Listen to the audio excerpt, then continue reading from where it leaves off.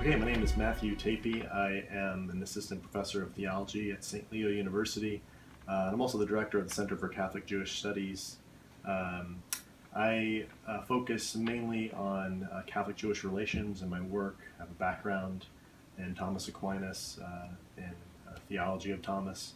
And I think, one of the ways to look at the significance of Catholic Jewish relations might be from the perspective of church history, and then the perspective of perhaps contemporary concerns.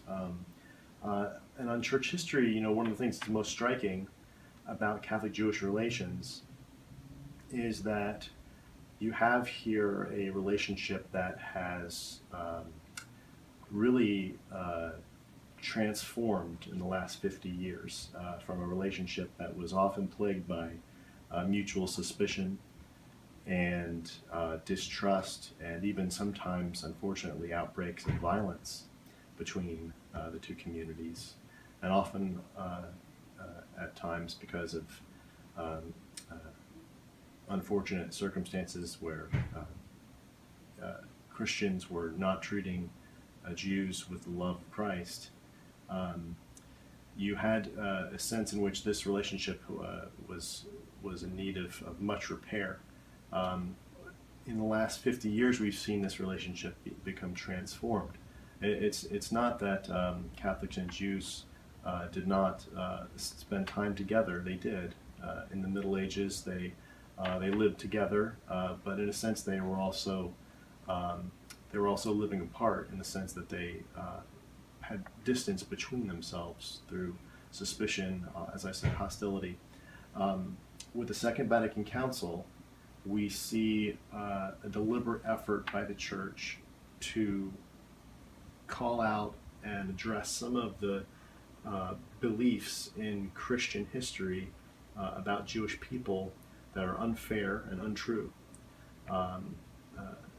These are addressed in the Second Vatican Council's document Nostra, Aetate, the Church's declaration on the relationship with non-Christian religions. And when this declaration is promulgated, it sets a new positive and open framework for dialogue, where not only the Jewish and Catholic communities are encouraged to mutually understand one another, to study each other's texts, to study together, to begin to repair relations, but other groups as well.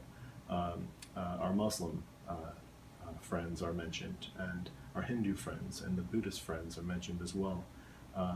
And even those who don't claim any religion, those who perhaps would only find a common ground with philosophical questions and topics. These groups are mentioned in this document, Nostra Aetate, published in 1965. And since that time, what you have is, as I said, a transformation. We now have a situation of trust between Jewish and Catholic communities.